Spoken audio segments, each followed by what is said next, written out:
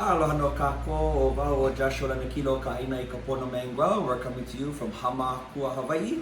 I am the Executive Director for the Hawaiian Cultural Center of Hamakua, and we're proud to be able to partner with the ʻUlu Co-op of Hawaii Island to be able to help to bring these educational videos to you in the use of the ʻulu, the breadfruit. And so really honored again to be joined with my dear Titsa Nui, Ms. Jardy Kamayo. Mahalo for joining us again today. No worries, it's all good. Ulu, ulu, ulu. Ulu. So, today what we're going to do is we're going to do a local version of candied yams. No yams here, just ulu. So we're actually going to take the ulu. So this is our ulu from our previous episode if you watched. If not, go back, go find it. And so this has already been parboiled, ready to go. Okay, so we're gonna cut it, take the skin off, dice it up. Yeah, so like we were talking about how easy it is, when you parboil it instead of dealing with all that sap and hard-boiled, sticky and all of that. Skin come right off. Yeah, and when you freeze it, same thing. You defrost it and the skin just comes right off. The consistency will be a little different if you you freeze it. The starches separate and it's gonna be like kalo. It's gonna be, the texture will be different.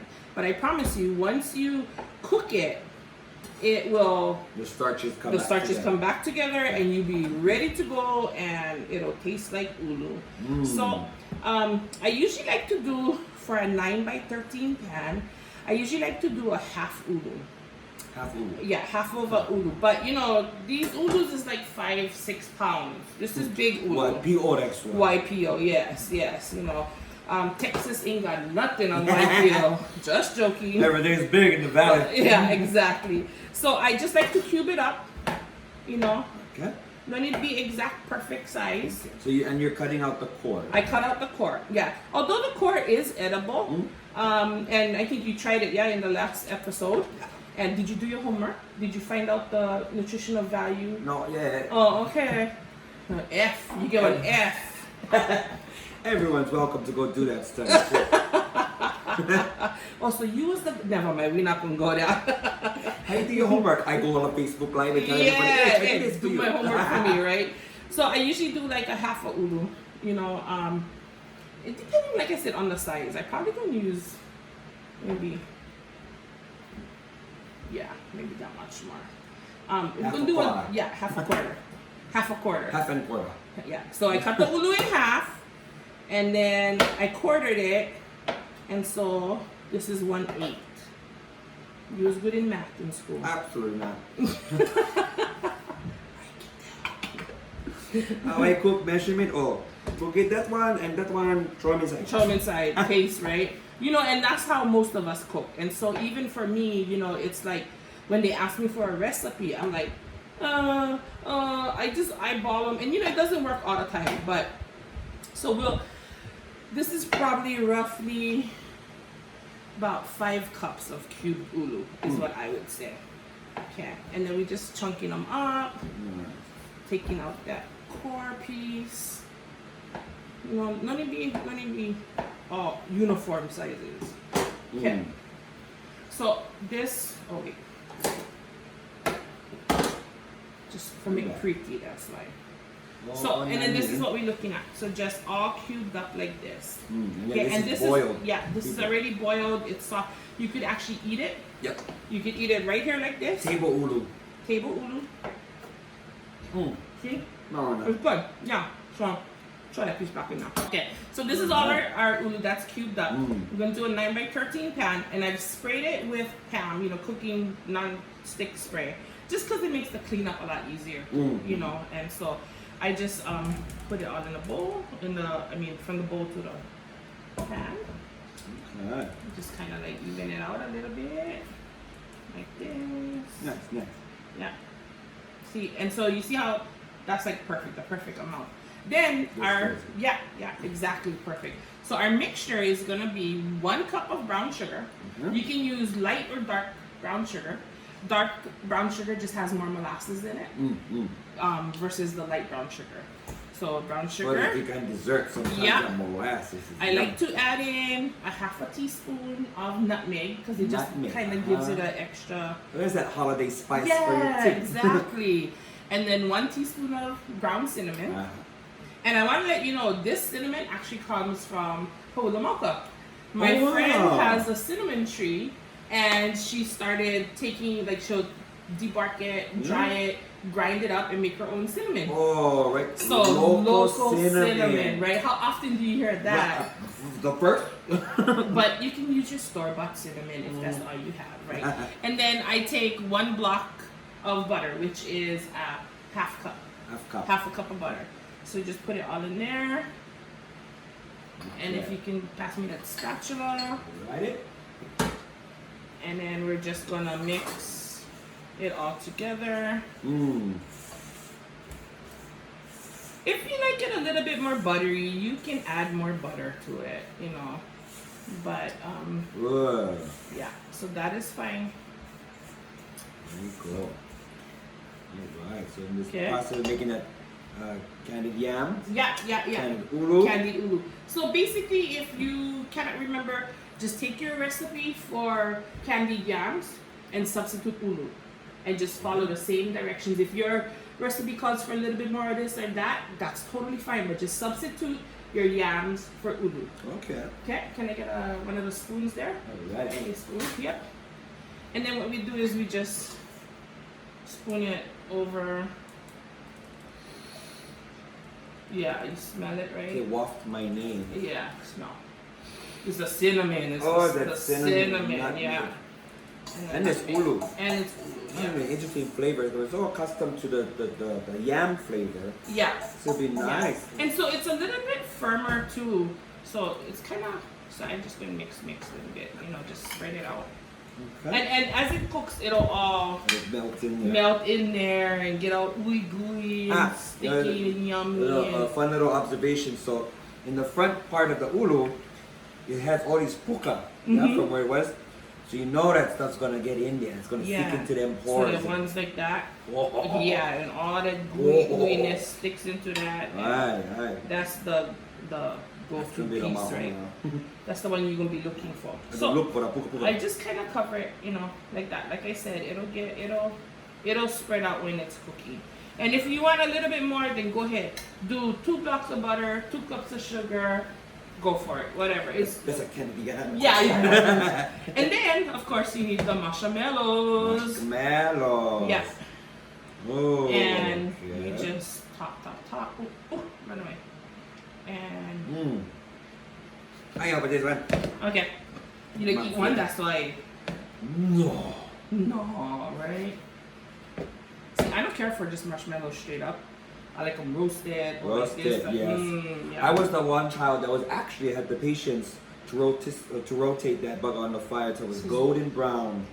See, my dad would stand there and he'd be like, roll. That's it. Yeah, you gotta learn how to get that nice roll. But the bug is so no. But then you know, sometimes the bug catch like fire. You know. Yeah, sometimes that papa crust is nice. Yeah, exactly.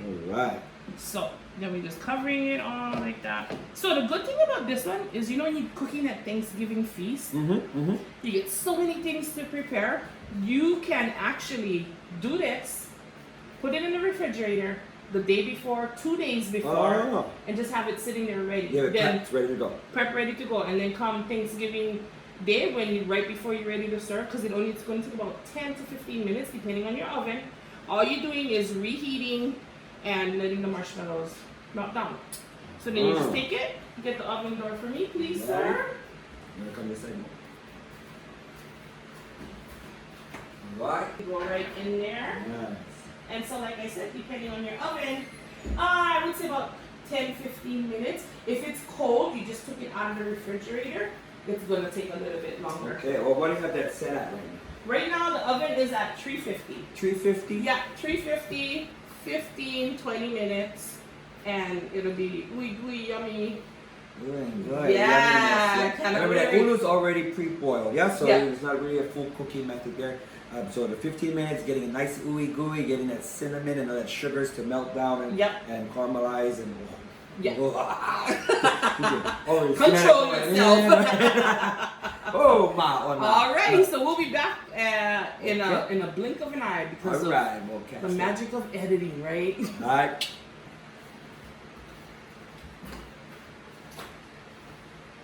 Alright. No. So, see all the ooey gooiness. Wow. Napkin. Look at that. So, yeah, you know, I mean, we kind of let the marshmallows go a little bit too long because it was voila out, that's why. But anyway, it's all good. So you see, we got the Whoa. all of that. So usually what I do is I kind of like mix it up a little bit, you know. You can see like the ulu got a little bit of crispiness to it. Nice little crunch. Yeah, so it's not as like, sometimes candied yam is mushy. It's not mushy. Yeah, you know, and it's kind of like, you put it on your, you know, your plate, but, And it melt. and it melts, yeah. So,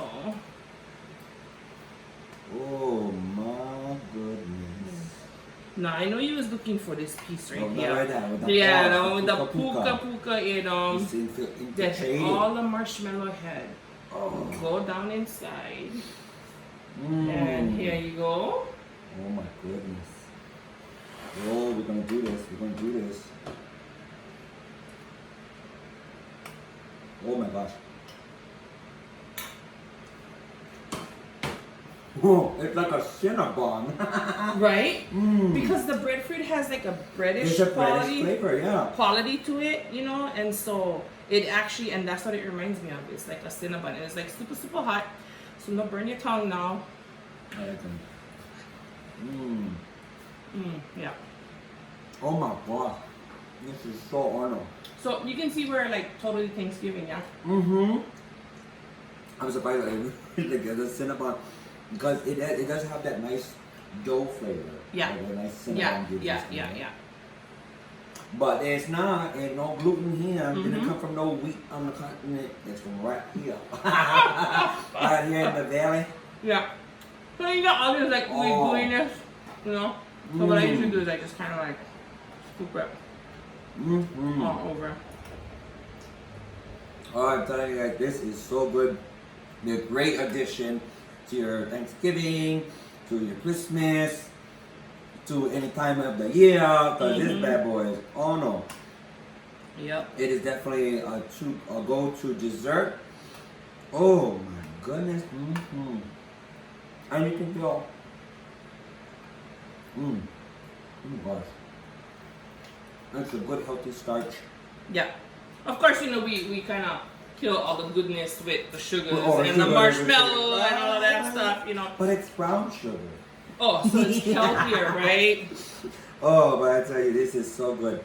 Oh, well. Oh, mahalo. You're Oh my welcome. God, this is so awesome.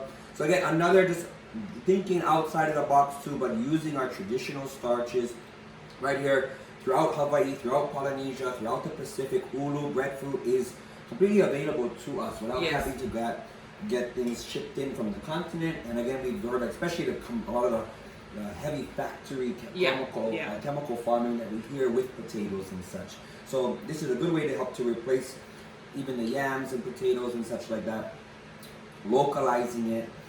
And we know that this grew well. We know where it was grown, especially for us here in Hawaii. And the ulu is all around, so there's no question. You can go to that tree, you know what's going on with that tree, you know what's being brought into the area. So this is just, what a treasure, savory treasure. Oh my goodness. Well, mahalo nui loa for this wonderful, wonderful dessert dish. So with that, go out there, try these recipes, enjoy the ulu, bring some momona, this sweetness to your palate there. Mahalo. You're welcome. Until next time. Aloha no kako.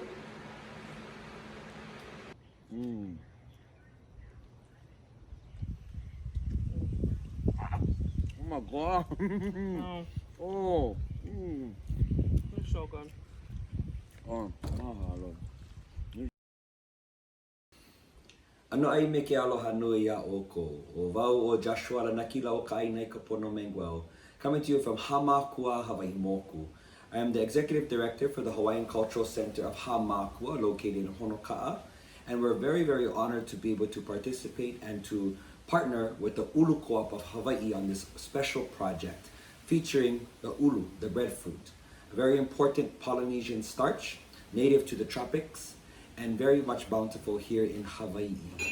This series of cooking shows with myself and my dear Tita friend Darty Gamayo is helping to share with you the variety of different things that we can do with this amazing local Polynesian starch. So with that, this initiative is also in response to the growing need for food security here in Hawaii, which many of us have been working toward for many years, and now this need very much exemplified during this time of the Ma'i'iki'iki Uvaiku, or the COVID-19 virus. Many of our communities, many of our families are struggling with many different things, and for many, even to keep food on the table. But there's so many ways that we can address this situation to be able to tap back in to the momona no keia aina, to the bountifulness of this land, to be able to tap back into these traditional foods that fed hundreds upon thousands of peoples on this island for thousands of years. And now, as our palates have evolved, as we're going to share with you a number of different recipes, some traditional and some very nice new innovative things that we can do with this ʻulu. Ulu itself is a plant that represents growth. And the story of the origins of ulu is so important, and it's connected to the Hawaiian akua, or the deity known as Ku. Ku Ka'ulu. Ikawa kahiko in the days of old Hawaii. There is a mo'olelo, the story that tells us of the origins of the ulu tree. It's connected to a deity known as Ku. Ku, which has to do with structure and order of community, as well as the mahiai, or the cultivator, the farmer. Ku is said that during a time of great drought and famine in Hawaii, offered himself, encouraging his community and his family to do his bidding. He prepared a great pit, and there put himself within it and told his family to bury him. This act of self-sacrifice, as everyone came over and wept, this sacrifice from the body of Ku grew the first ulu tree. There is no time like the present, a time of great need. We are taught to look back to this very land. We should look back to what our ancestors, our kupuna, presented. For again, this tree grows in great abundance and was here feeding hundreds of thousands of people for thousands of years. No time like the present to return back to a healthy starch, something that can help to replace a lot of things that we have to rely on outside sources to feed us. Why? When it literally dangles above our heads and falls to the ground. Ea no ka'ulu. Let us have growth and inspiration in our communities once again. Let us be inspired by this bountiful delicacy, no ka'ulu, and the many, many different ways that we can prepare this and enjoy this fruit. And with that, e ola ka'ulu, e ola ke kanaka. Eke aloha nui a oko. Please enjoy these videos, and please go out, get yourself some ulu, try these recipes. Eke aloha nui a oko. Aloha.